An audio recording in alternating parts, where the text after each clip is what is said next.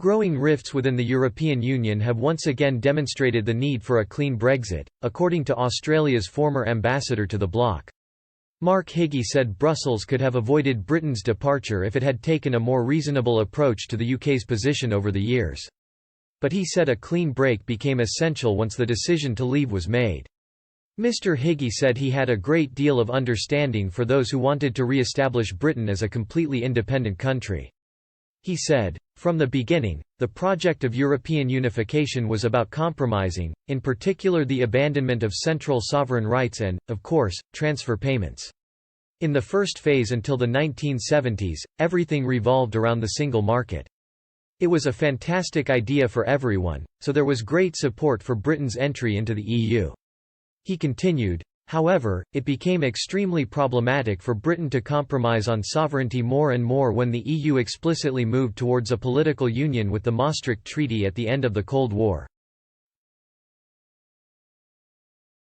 One of the really crucial problems was immigration.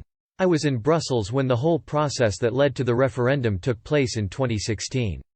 If the EU partners had only been a little more flexible towards Great Britain at this point, the referendum could actually have turned out quite differently." Mr. Higgie, who represented Australia at both the EU and NATO from 2014 to 2019, said Britain would continue to hold its own interests all over the world. He said, "It has very important armed forces. Great Britain holds a very strong position, especially with regard to Hong Kong. I don't think Brexit will have any impact on the geopolitical situation."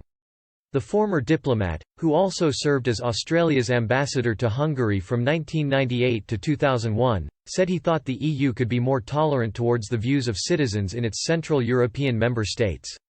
He said, "I personally always had the impression the EU establishment is patronising towards the people here so that their societies become more like Western Europe.